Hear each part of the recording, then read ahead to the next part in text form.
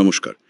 আজ আমরা মহাকবি কালিদাসের এক অসাধারণ সৃষ্টি কুমার সম্ভবম নিয়ে কথা বলবো। নমস্কার। হ্যাঁ, সংস্কৃত সাহিত্যের এক উজ্জ্বল রত্ন এই কাব্যটি। আমরা এর মূল গল্প মানে এর পেছনের কথা, উৎস, এই সব নিয়ে একটু গভীরে যাব। আমাদের হাতে উইকিপিডিয়ার তথ্য আছে, সেটা ধরেই এগোবো। ঠিক। এর নামের অর্থ, কাহিনীর উৎস, মূল আখ্যান মানে শিব পার্বতীর মিলন, কার্তিকেয়র জন্ম, আর কিছু বিতর্কিত দিকও ছুঁয়ে যাব আমরা। একদম। তো শুরু করা যাক নামটা দিয়েই। কুমার সম্ভবম এর মানে কি? কুমার মানে তো দেবসেনাপতি কার্তিকেয়, তাই না? হ্যাঁ, কুমার বলতে কার্তিকীয়, আর সম্ভব মানে জন্ম বা উৎপত্তি। তো আক্ষরিক অর্থ দাঁড়াচ্ছে কুমারের জন্ম। উইকিপিডিয়া বলছে রামায়ণেও নাকি এর উল্লেখ আছে। পাওয়া যায়। আর মৎস্য পুরাণে একটা বেশ মজার ব্যাখ্যা আছে। ওহ, কিরকম? সেখানে বলা হচ্ছে, যিনি কুৎসিত দৈত্যদের দমন করেন তিনি নাকি কুমার। ইন্টারেস্টিং।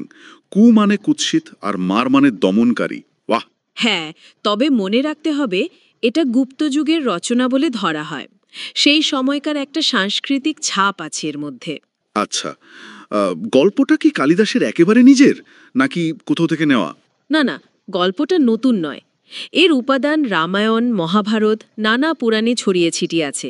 যেমন ধরুন মৎস্য পুরাণ, ব্রহ্মা বা শিব পুরাণ, কালিকা পুরাণ। ও, অনেক উৎস তাহলে। হ্যাঁ, তবে শিব পুরাণের সাথে মিলটা খুব চোখে পড়ার মতো। এত মিল যে কিছু পণ্ডিত তো মনে করেন শিব পুরাণ লেখার সময় হয়তো কালিদাসের কাব্য পুরাণকারকে প্রভাবিত করেছিল। সত্যি? এটা তো বেশ অন্যরকম কথা। হ্যাঁ, যদিও পুরাণগুলো সময়কাল নির্ণয় করাটা খুব শক্ত কাজ। কালিদাস আসলে এই পরিচিত কাহিনীগুলোকেই নিজের মতো করে সাজিয়ে একটা অসাধারণ কাব্যরূপ দিয়েছেন। বুঝলাম। কাব্যটা তো বেশ বড়, তাই না? 17টা স্বর্গ মানে অধ্যায় আছে শুনলাম। হ্যাঁ, মোট 17টা স্বর্গ। পুরোটাই কি কালিদাসের লেখা বলে মনে করা হয়? না, এখানেই একটা কিন্তু আছে। বেশিরভাগ পণ্ডিত মনে করেন প্রথম 7 বা খুব বেশি হলে 8টা স্বর্গই কালিদাসের আসল লেখা। যান ধরুন ঈশ্বরচন্দ্র বিদ্যাসাগর, তিনি তো 7ম স্বর্গ পর্যন্তই কালিদাসের রচনা বলে মানতেন। আচ্ছা। আবার মল্লীনাথের মতো বিখ্যাত টিকাকার কিন্তু 8ম স্বর্গ পর্যন্ত টিকা লিখেছেন। তার তিনি হয়তো 8ম স্বর্গকেও প্রামাণ্য মনে করতেন। এই নিয়ে একটা দীর্ঘদিনের বিতর্ক আছে। বেশ জটিল ব্যাপার। আচ্ছা, মূল গল্পটা কি ছিল যদি একটু সংক্ষেপে বলেন? অবশ্যই। গল্পটা শুরু হচ্ছে দক্ষ রাজার মেয়ে সতীর দেহত্যাগের পর। তিনি আবার হিমালয় আর মেনকার কন্যা পার্বতী রূপে জন্ম নিলেন।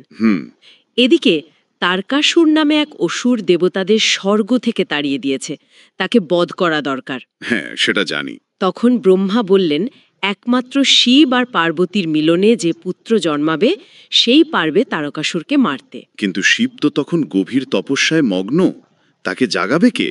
ঠিক সেই কারণে দেবরাজ ইন্দ্র পাঠালেন কামদেবকে, প্রেমের দেবতাকে, শিবের ধ্যান ভাঙানোর জন্য। তাতে কাজ হলো? কাজ হলো, কিন্তু ফল হলো উল্টো। কামদেব সফল হলেন ঠিকই, কিন্তু শিব এত রেগে গেলেন যে তার 3য় নয়নের আগুনে কামদেব ভস্ম হয়ে গেলেন। ওহ, তারপর? এরপর পার্বতী নিজেই কঠোর তপস্যা শুরু করলেন শিবকে স্বামী হিসেবে পাওয়ার জন্য। পার্বতীর তপস্যায় শিব প্রসন্ন হলেন তাহলে? হ্যাঁ, হলেন। তবে তার আগে তিনি পার্বতীকে পরীক্ষা করলেন। ছদ্মবেশে এসে নানাভাবে দেখলেন পার্বতী সত্যিই তাকে চায় কিনা। পরীক্ষায় পাশ করার পর শিব নিজের রূপে এলেন এবং বিয়েতে রাজি হলেন। খুব সুন্দর বর্ণনা আছে সেই সব স্বর্গে। তারপর তাদের বিবাহ হলো? একদম। আর তারপর আসে কার্তিকেয়র জন্মের প্রসঙ্গ, যেটা কাব্যের মূল উদ্দেশ্য। হ্যাঁ, সেই জন্ম বৃত্তান্তটা উইকিপিডিয়াতে যা লেখা বেশ অন্যরকম। হ্যাঁ, একটু জটিলই বটে। 9ম থেকে 11 স্বর্গে এই বর্ণনা আছে। কৈলাসে শিব পার্বতীর মিলনের এক বিশেষ মুহূর্তে অগ্নি সেখানে চলে আসেন, তাতে শিবের বীর্য স্খলিত হয়। আচ্ছা। সেই তেজ এতই প্রবল ছিল যে পার্বতীও ধারণ করতে পারলেন না, তিনি সেটা অগ্নিকে দিলেন। অগ্নিও ধারণ করতে না পেরে গঙ্গায় নিক্ষেপ করলেন। তারপর গঙ্গায় স্নান করতে আসা 6 কৃত্তিকা 6 জন নক্ষত্র দেবী, তারা সেই তেজ ধারণ করে গর্ভবতী হন।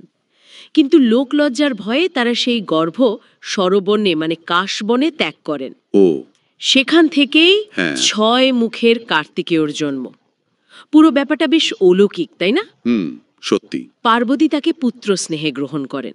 কার্তিকেয় খুব দ্রুত বড় হয়ে ওঠেন, আর দ্বাদশ স্বর্গে দেবতারা এসে তাকে সেনাপতি পদে বরণ করে তারকাসুর বধের জন্য অনুরোধ করেন। কুমার কার্তিকেয় বাবার আজ্ঞা পালনে রাজি হন। বুঝেছি। আচ্ছা, আপনি ওই অষ্টম স্বর্গ নিয়ে একটা বিতর্কের কথা বলছিলেন। হ্যাঁ, অষ্টম স্বর্গ। সেটা ঠিক কি নিয়ে?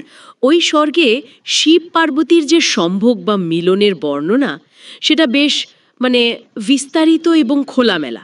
ও অনেক পণ্ডিতের মতে এই বর্ণনা কালিদাসের রুচির সঙ্গে ঠিক যায় না, একটু যেন স্থূল মনে হয়। তারা মনে করেন এটা হয়তো পরে কেউ যোগ করেছে। আচ্ছা।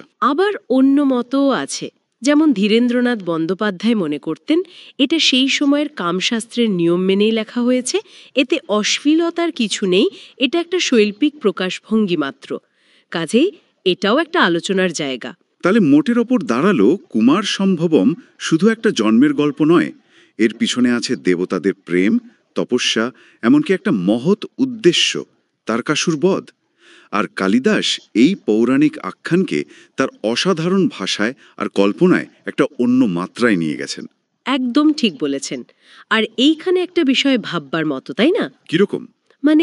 দেবতাদের জীবনে, বিশেষ করে যাকে আমরা মহাদেব বলি, ঈশ্বরের আসনে বসাই, তার জীবনেও এতটা মানবীয় অনুভূতি, প্রেম, বিরহ, রাগ, এমনকি শৃঙ্গার বা মিলনের এমন ডিটেলড চিত্রণ, সেই সময়ের পরিপ্রেক্ষিতে বা আজকের দিনে দাঁড়িয়েও এর তাৎপর্য কি হতে পারে? এই কাব্যটা পড়ার সময় বা এটা নিয়ে আলোচনার সময় এই প্রশ্নটা কিন্তু মনে আসেই। সত্যিই ভাববার বিষয়।